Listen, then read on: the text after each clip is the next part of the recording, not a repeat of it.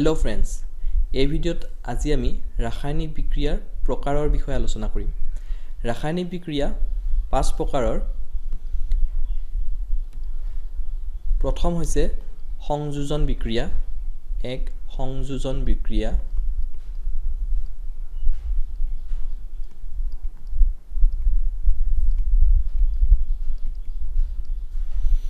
দুই বিযোজন বিক্ৰিয়া, বিযোজন বিক্ৰিয়া। তিনি অপসাৰণ বিক্ৰিয়া।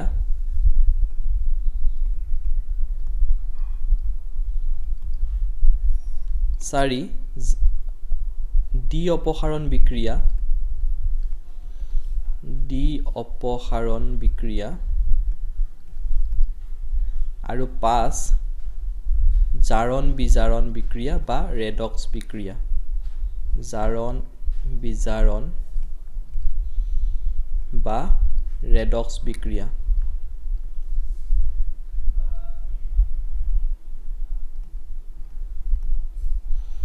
ইয়াৰ আগৰ ক্লাছটোত আমি ৰাসায়নিক বিক্ৰিয়া কাক কয় আৰু ৰাসায়নিক বিক্ৰিয়া এটা সমতুল কিয় আৰু কেনেকৈ কৰা হয় সেই বিষয়ে আলোচনা কৰিছিলোঁ। আজি আমি এই ভিডিঅ'ত ৰাসায়নিক বিক্ৰিয়া প্ৰকাৰৰ বিষয়ে আলোচনা কৰিম। গতিকে প্ৰথম প্ৰকাৰ হৈছে সংযোজন বিক্ৰিয়া। সংযোজন বিক্ৰিয়াত দুটা বিক্ৰিয়ক পদাৰ্থ লগ হৈ এটা বিক্ৰিয়াজাত পদাৰ্থ সৃষ্টি হয়। দুটা বিক্ৰিয়ক পদাৰ্থ ধৰি ললো এ এটা বিক্ৰিয়ক পদাৰ্থ, বি এটা বিক্ৰিয়ক পদাৰ্থ। দুটা বিক্ৰিয়ক পদাৰ্থ যেতিয়া লগ হৈ এটা মাত্ৰ বিক্ৰিয়াজাত পদাৰ্থ সৃষ্টি হয় তেতিয়া তেনেকুৱা ধৰণৰ বিক্ৰিয়াবোৰক কোৱা হয় সংযোজন বিক্ৰিয়া। উদাহৰণস্বৰূপে আমি লিখিব পাৰোঁ carbon plus oxygen gives carbon dioxide. ইয়াত দুটা বিক্ৰিয়ক পদাৰ্থ আছে, এটা হৈছে কাৰ্বন আৰু এটা হৈছে অক্সিজেন। দুইটাৰ মাজত বিক্ৰিয়া হৈ কাৰ্বন ডাই অক্সাইড গেছ সৃষ্টি হয়। এইটো এটা সংযোজন বিক্ৰিয়াৰ উদাহৰণ। আৰু এটা দিব পাৰোঁ আমি মেগনেছিয়াম প্লাছ অক্সিজেন। মেগনেছিয়ামে অক্সিজেনৰ লগত বিক্ৰিয়া কৰি, অৰ্থাৎ মেগনেছিয়াম যদি অক্সিজেনত দহন কৰা হয় তেতিয়াহ'লে মেগনেছিয়াম অক্সাইডৰ সৃষ্টি হয়। এইটো এটা হৈছে সংযোজন বিক্ৰিয়াৰ উদাহৰণ। ইয়াত দুটা বিক্ৰিয়ক পদাৰ্থৰ পৰা এটা বিক্ৰিয়াজাত পদাৰ্থৰ সৃষ্টি হৈছে। সমীকৰণটো যদি আমি সমতুল কৰোঁ তেতিয়াহ'লে ইয়াত এটা 2 দিব লাগিব, ইয়াতো এটা 2 দিব লাগিব। আৰু আমি উদাহৰণ দিব পাৰোঁ কেলছিয়াম অক্সাইড। কেলছিয়াম অক্সাইডত যেতিয়া আমি পানী দিম, কেলছিয়াম অক্সাইডে পানীৰ লগত বিক্ৰিয়া কৰি কেলছিয়াম হাইড্ৰক্সাইড সৃষ্টি কৰে। এইটো এটা সংযোজন বিক্ৰিয়াৰ উদাহৰণ। দুটা বিক্ৰিয়ক পদাৰ্থ লগ হৈ এটা বিক্ৰিয়াজাত পদাৰ্থ সৃষ্টি কৰিছে, গতিকে এইটো এটা সংযোজন বিক্ৰিয়াৰ উদাহৰণ। নাম্বাৰ 2 বিযোজন বিক্ৰিয়া। বিযোজন বিক্ৰিয়াটো সংযোজন বিক্ৰিয়াৰ ওলোটা। নাম্বাৰ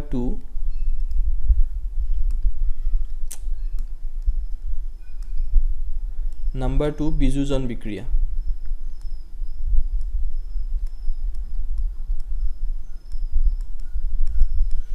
বিযোজন বিক্ৰিয়া হৈছে সংযোজন বিক্ৰিয়াৰ ওলোটা। সংযোজন বিক্ৰিয়াত দুটাৰ পৰা এটা হৈছিলে, ইয়াত এটা বিক্ৰিয়ক পদাৰ্থ ভাঙি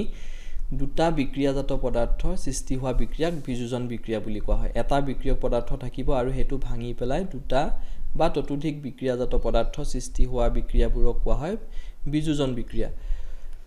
উদাহৰণস্বৰূপে আমি চিলভাৰ ক্লৰাইড যেতিয়া আমি ছানলাইটত থৈ দিম, সূৰ্যৰ পোহৰত যদি থৈ দিওঁ তেতিয়াহ'লে ইহঁতৰ চিলভাৰ ক্লৰাইড ভাঙি চিলভাৰ আৰু ক্লৰিন গেছৰ সৃষ্টি কৰে। গতিকে ইয়াত এটা বিক্ৰিয়ক পদাৰ্থ ভাঙি দুটা বিক্ৰিয়াজাত পদাৰ্থ সৃষ্টি কৰিছে। ইয়াত 2 দিলোঁ, ইয়াত 2 দিলোঁ, সমীকৰণটো আমাৰ সমতুল হৈ গ'ল। আৰু এটা দিব পাৰোঁ আমি কেলছিয়াম কাৰ্বনেটত যেতিয়া আমি তাপ দিম, কেলছিয়াম কাৰ্বনেট যেতিয়া গৰম কৰা হয়, হিট দিয়া হয়, তেতিয়া কেলছিয়াম অক্সাইড আৰু লগতে কাৰ্বন ডাই অক্সাইড গেছৰ সৃষ্টি হয়। গতিকে এইটো এটা বিযোজন বিক্ৰিয়াৰ উদাহৰণ। ইয়াত এটা বিক্ৰিয়ক পদাৰ্থ ভাঙি দুটা বিক্ৰিয়াজাত পদাৰ্থ সৃষ্টি হৈছে, গতিকে এইটো এটা বিযোজন বিক্ৰিয়াৰ উদাহৰণ। তাৰ পিছত পৰীক্ষাত আহে কুৱেশ্যন আহে ইয়াতে বিযোজন বিক্ৰিয়াক সংযোজন বিক্ৰিয়াৰ বিপৰীত বুলি কোৱা হয় কিয় কাৰণ সংযোজন বিক্ৰিয়াত দুটা বিক্ৰিয়ক পদাৰ্থ লগ হৈ এটা বিক্ৰিয়াজাত পদাৰ্থৰ সৃষ্টি হয় কিন্তু বিযোজন বিক্ৰিয়াত এটা বিক্ৰিয়ক পদাৰ্থ ভাঙি দুটা বা ততোধিক বিক্ৰিয়াজাত পদাৰ্থৰ সৃষ্টি হয়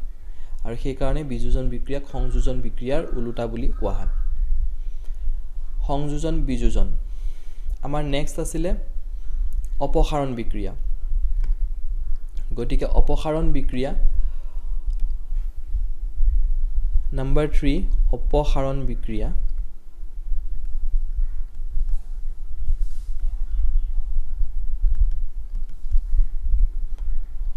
অপসাৰণ বিক্ৰিয়াটো এনে ধৰণৰ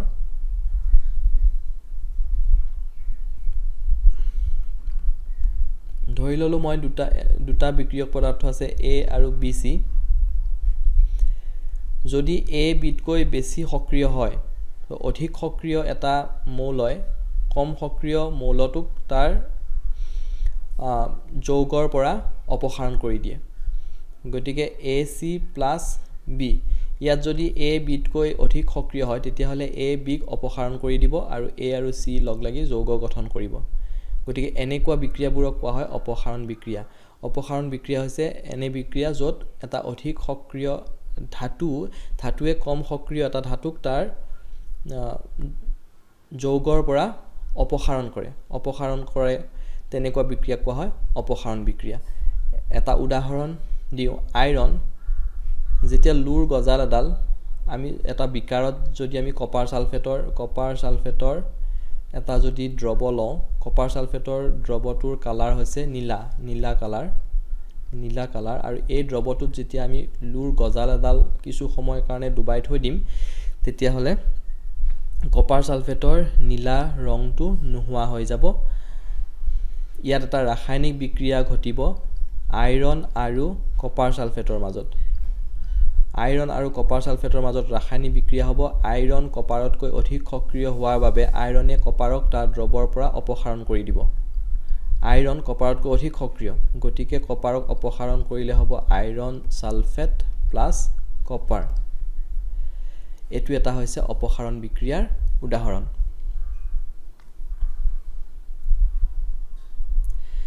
তাৰ পিছত আমাৰ নেক্সট টাইপটো হৈছে ডি অপসাৰণ বিক্ৰিয়া ডি অপসাৰণ বিক্ৰিয়া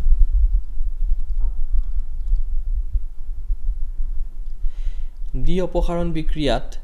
বিক্ৰিয়ক পদাৰ্থবোৰৰ মাজত আয়নৰ বিনিময় হয়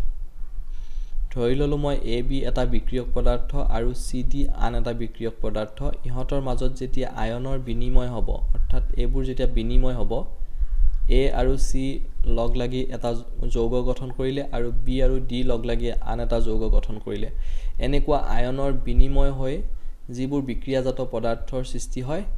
তেনেকুৱা ৰাসায়নিক বিক্ৰিয়া কোৱা হয় ডি অপসাৰণ বিক্ৰিয়া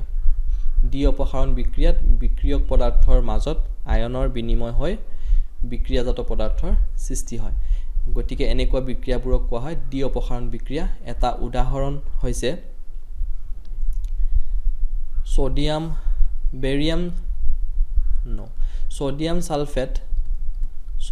সালফেট প্লাছ বেৰিয়াম ক্লোৰাইড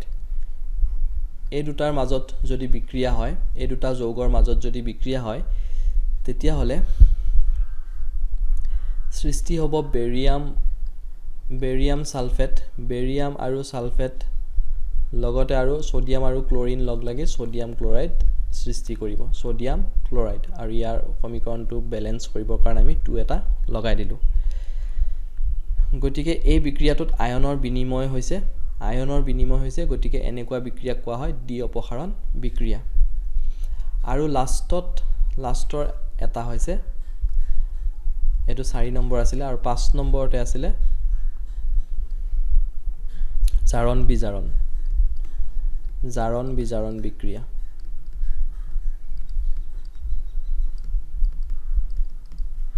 ইংৰাজীত কোৱা হয় অক্সিডেশন ৰিডাকশন ৰিঅ্যাকশন আৰু অক্সিডেশ্যনৰ পৰা অক্স আৰু ৰেডক্সৰ পৰা ৰেডটো লৈ ইয়াক ৰেডক্স ৰিয়েকশ্যন বুলিও কোৱা হয় ৰেডক্স বিক্ৰিয়া বুলিও কোৱা হয় জাৰণ বিজাৰণ বিক্ৰিয়াক ৰেডক্স বিক্ৰিয়া বুলিও কোৱা হয় যি বিক্ৰিয়াত জাৰণ আৰু বিজাৰণ দুয়োটা একেলগে সংঘটিত হয় তেনেকুৱা বিক্ৰিয়া কোৱা হয় জাৰণ বিজাৰণ বিক্ৰিয়া এতিয়া জাৰণ আৰু বিজাৰণ মানেনো কি জাৰণ মানে হৈছে যে যি বিক্ৰিয়াত অক্সিজেন যোগ হয় অক্সিজেন যোগ হোৱাটো কোৱা হয় জাৰণ আৰু অক্সিজেন যেতিয়া ওলাই যায় অক্সিজেন ওলাই যোৱাটো হৈছে বিজাৰণ অৰ্থাৎ এনেকুৱা কিছুমান বিক্ৰিয়া আছে য'ত এটা পদাৰ্থ জাৰিত হওঁতে আন এটা পদাৰ্থ বিজাৰিত হয় তেনেকুৱা বিক্ৰিয়া কোৱা হয় জাৰণ বিজাৰণ বিক্ৰিয়া উদাহৰণ স্বৰূপে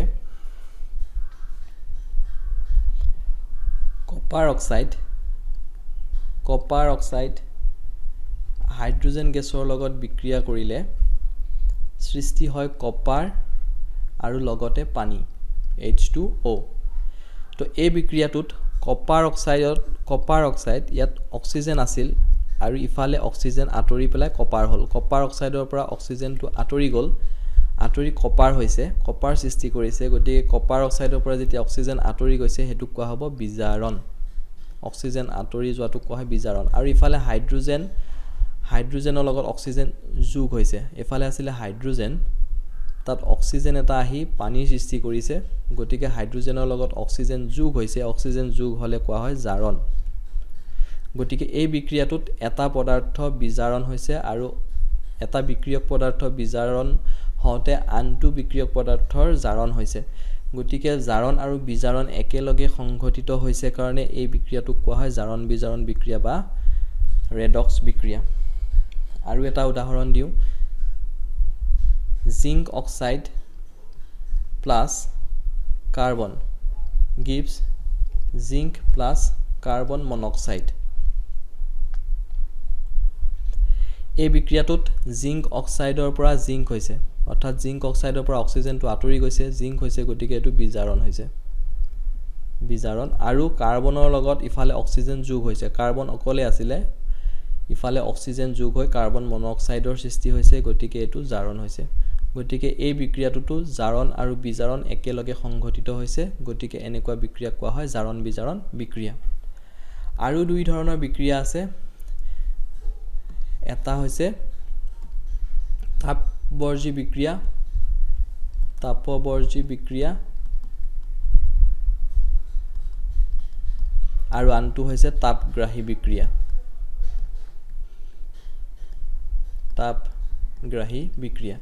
তাপবৰ্জী বিক্ৰিয়া মানে হৈছে যি বিক্ৰিয়াত তাপৰ উদ্ভৱ হয় তাক তাপবৰ্জী বিক্ৰিয়া বুলি কোৱা হয়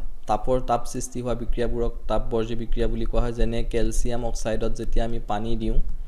তেতিয়া ক্যালসিয়াম হাইড্ৰক্সাইডৰ সৃষ্টি হয় আৰু লগতে তাপৰ উৎপত্তি হয়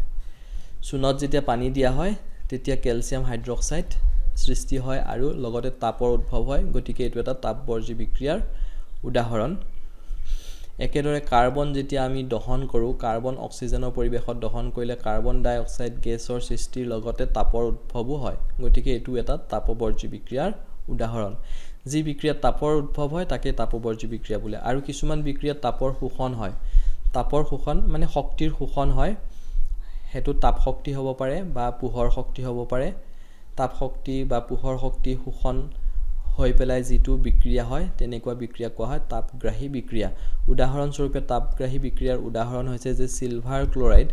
সিলভাৰ ক্লোৰাইড যেতিয়া আমি সূৰ্যৰ পোহৰত ৰাখো সূৰ্যৰ পোহৰ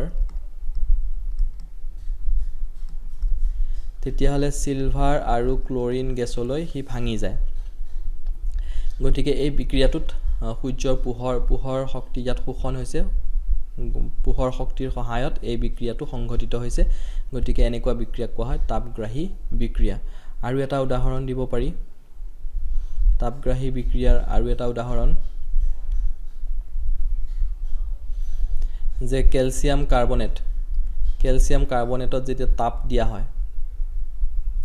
কাৰ্বনেটত যেতিয়া তাপ দিয়া হয় তেতিয়া হলে ক্যালসিয়াম অক্সাইড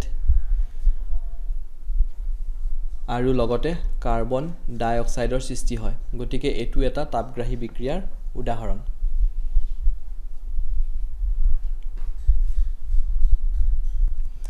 গতিকে এইকেইটা হৈছে ৰাসায়নিক বিক্ৰিয়াৰ প্ৰকাৰ এই 5 ধৰণৰ 5টা প্ৰকাৰ আৰু লগতে এই দুটা তাপবৰ্জী বিক্ৰিয়া আৰু তাপগ্ৰাহী বিক্ৰিয়া এই গিটাৰ বিষয় পৰীক্ষাত সোধে তো এতিয়া আমি লেসনটোৰ একেবাৰে শেষৰ পৰ্যায় পাইছোগৈ যে ক্ষয়ীভৱন আৰু দুৰ্গন্ধিতা এতিয়া আমি আলোচনা কৰিম ক্ষয়ীভৱন কি আৰু দুৰ্গন্ধিতা কি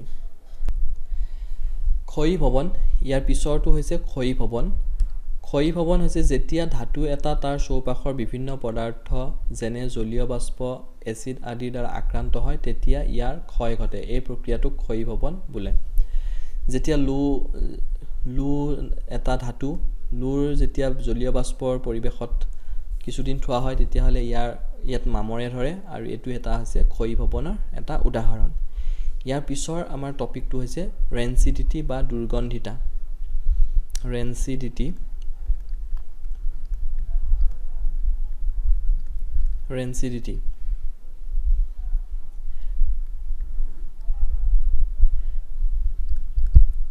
ৰেনচিডিটি বা দুৰ্গন্ধিতা হৈছে যেতিয়া তেল বা চৰ্বিযুক্ত খাদ্যবস্তু আমি বায়ুত মুক্তভাৱে বহু সময়ৰ কাৰণে থৈ দিওঁ তেতিয়া হে তেল আৰু খাদ্যবস্তুত থকা তেল আৰু চৰ্বিখিনি অক্সিজেনৰ দ্বাৰা জাৰিত হৈ খাদ্যখিনি দুৰ্গন্ধযুক্ত আৰু স্বাদ সলনি কৰি দিয়ে আৰু হেতুৱে হৈছে ৰেনচিডিটি মই ইয়াৰ হেৰিটো লিখি দিছো